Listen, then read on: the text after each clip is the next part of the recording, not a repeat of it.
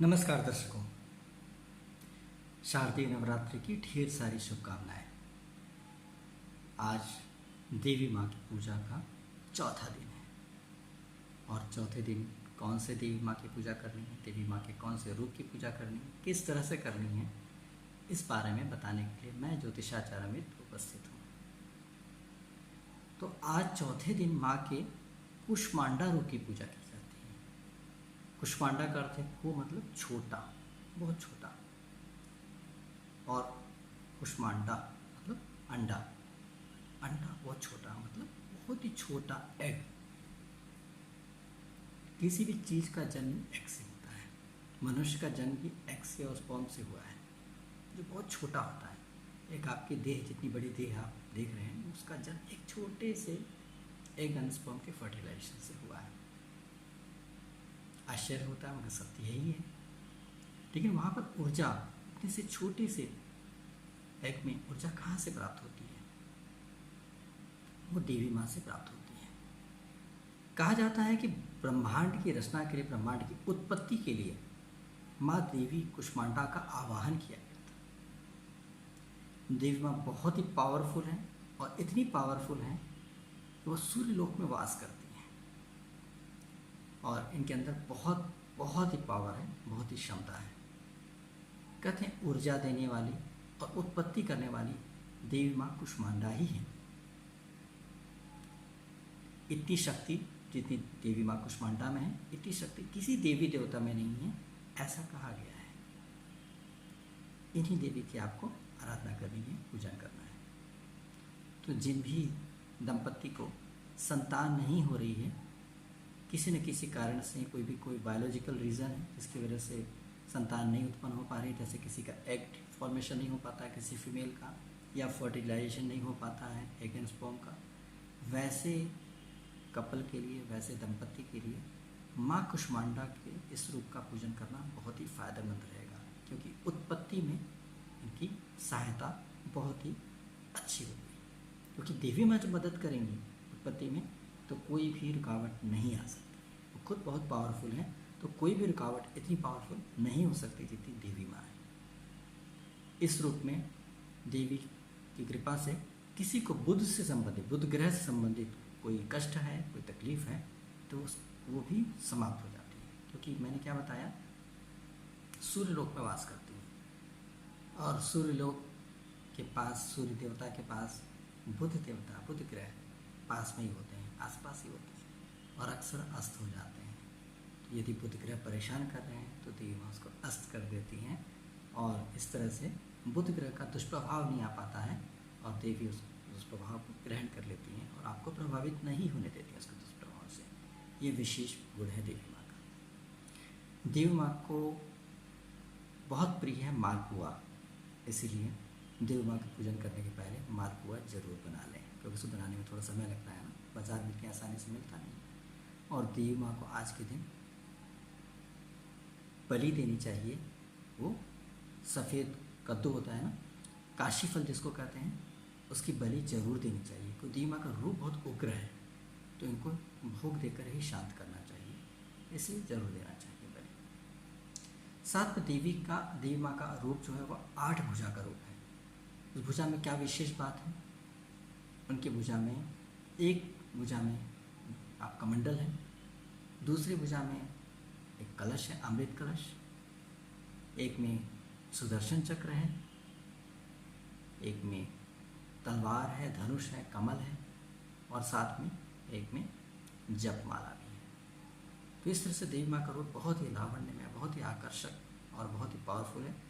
सवारी शेर की है और देवी माँ बहुत ही पावरफुल, बहुत जोश वाली, बहुत ही एनर्जी वाली है।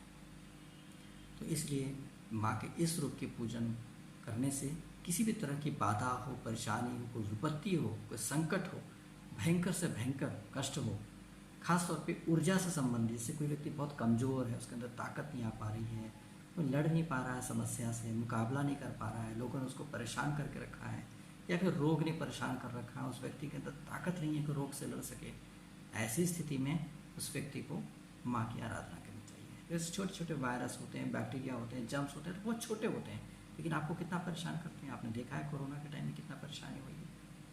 तो इसलिए छोटे छोटे जितने बारीक छोटे छोटे वो भी बहुत पावरफुल हो जाते हैं।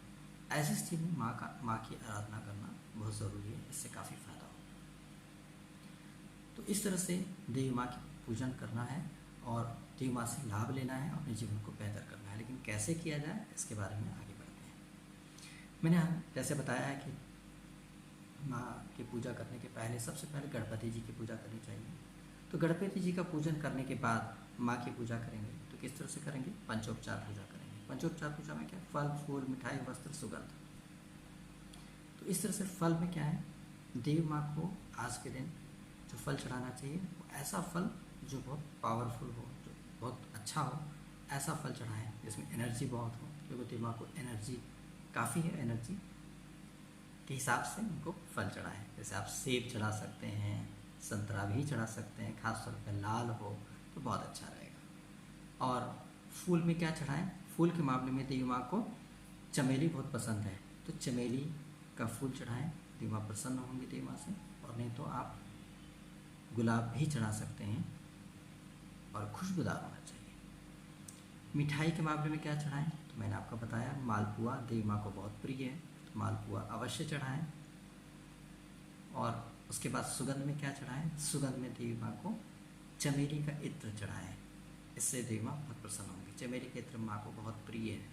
अगर किसी वजह से चमेली का इत्र उपलब्ध नहीं हो पाता है तो आप गुलाब का इत्र भी चढ़ा सकते हैं या फिर चंदन का इत्र भी चढ़ा सकते हैं। दोनों भी देवी माँ के लिए अच्छा रहेगा, मतलब देवी माँ प्रसन्न होंगी। अच्छा क्या, देवी माँ को तो कोई किसी चीज़ की आवश्यकता नहीं होती, लेकिन आप उनको प्रसन्न करने के लिए चढ़ा रहे हैं, अपने भाव को व्यक्त करने के लिए चढ़ा रहे हैं। तो क्या चढ़ाने से देवी माँ के साथ अच्छी ट्यूनिंग होएगी, भाव आएगा और आप देवी माँ का आशीर्वाद प्राप्त कर सकेंगे। उसके लिए ऐसा करना बहुत अच्छा रहेगा। हमेशा ध्यान रहे कि जब भी पूजा करें तो दीपक अवश्य जलाएं।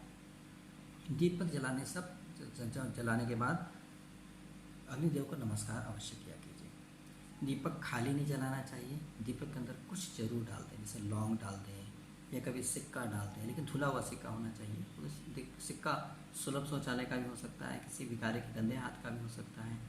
तो ऐसे में शुद्ध करने के लिए उसको साबुन से धो करके उसके बाद उसको देव माँ को चढ़ाएं या फिर आप दीपक में डाल सकते हैं, लेकिन खाली दीपक नहीं जलाना चाहिए। दीपक के बारे में और बाती के बारे में भी मैंने कई बार बताया है आप लोगों को, फिर भी आपको आगे वीडियो में एक वीडियो बनाएंगे जिसमें आप दीपक और बाती के बारे में जानकारी प्राप्त हो जाएगी, जिससे आपको आसानी होगी।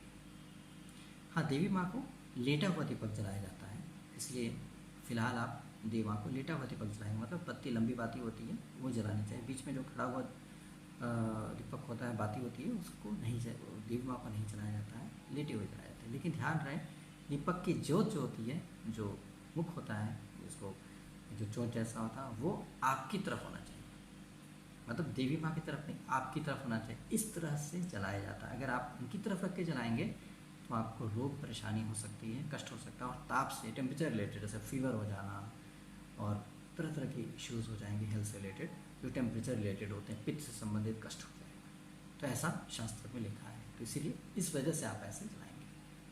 साथ साथ क्या है, जब आप सब कुछ चढ़ाएंगे और बढ़िया से नमस्कार करते हैं, उसके बाद आपका मन करेगा पूजा कैसे किया जाए, तो मंत्रोच्चार करें, ऐसा होएगा। तो ऐसे में क्या करना है, आप मंत्रोच्चार 3 तरह का मंत्र है जो आपको बहुत आसान होगा, आप आराम से कर पाएंगे।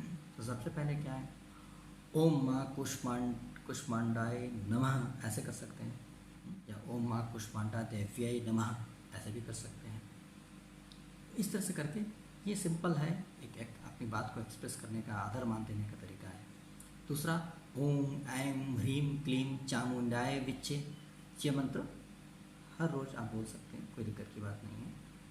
आपको अगर मंत्रों का अभ्यास नहीं ज़्यादा है, एक मंत्र ही अभ्यास कर लीजिए, हर रोज़ ऐसा कर सकते हैं। या फिर ये मंत्र बोल सकते हैं जो बड़ा अच्छा लगता है बोलने में, या देवी सर्वभूतेषु कुष्मांडारूपेण संस्थिता नमस्तस्यै नमस्तस्यै नमस्तस्यै नमो नमः। इस मंत्र का भी जाप कर सकते हैं, एक माला कम से कम जाप कर लीजिए बैठ करके। आसन क्या होना चाहिए, कुश आसन पुरुष के लिए होता है, स्त्री लेकिन कुश आसन में नहीं बैठेंगी। स्त्री पुरुष दोनों के लिए सूट करता है, वो है ऊनी आसन। ऊनी आसन हमेशा पवित्र माना जाता है, तो लाल आसन का इस्तेमाल करें या पीला इस्तेमाल करें, या फिर लाल पीला मिक्स हो वैसा आसन का इस्तेमाल कर सकते हैं। वैसे में बैठ करके पद्मासन में बैठ जाएं और माला से जाप करें तो बहुत अच्छा रहेगा। इस तरह से करके देवी माँ का मंत्रोच्चार से पूजन करें और उसके बाद आँख बंद करके चुपचाप बैठ जाएं। और चाहे माला मंत्र जाप करते समय जब माला कर रहे हैं उसमें आँख बंद करके बैठ जाएं और माला पूर्ण होने के बाद देवी को क्षमा मांगे कि हे देवी माँ, मेरे अंदर जो क्षमता थी, मेरे जो सामर्थ्य था, जो मुझे ज्ञान था, उस अनुसार मैंने अपने प्रेम भाव से आपका पूजन किया है।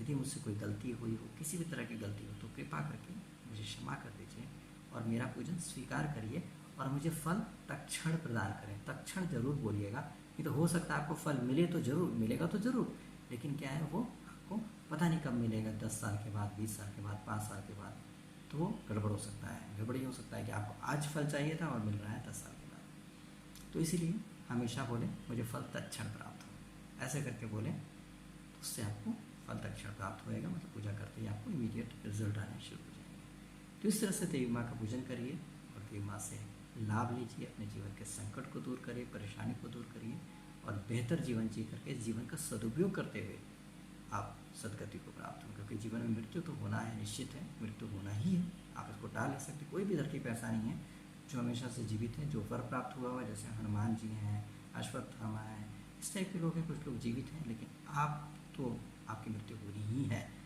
लेकिन उसके पहले आपको बहुत कुछ करना है। तो कर तभी पाएंगे जब निरोगी रहेंगे, स्वस्थ रहेंगे और दैविक शक्ति आपको प्राप्त होगी। तो आपको ये मौका है दैविक शक्ति प्राप्त करें, ताकि जितने दिन तक आप जितने वर्ष तक जीवित हैं आप अपने जीवन का सदुपयोग कर सकें और अपने जीवन को बेहतर करते हुए, मतलब पूरा रिजल्ट लेते हुए ही आप जीवन को पूर्ण करें। तो उम्मीद करते हैं आप इस समय का सदुपयोग कर पाएंगे, माँ की पूजा ठीक से कर पाएंगे और इस आशा के साथ आपको शारदीय नवरात्रि की पुनः ढेर सारी शुभकामनाएं। नमस्कार।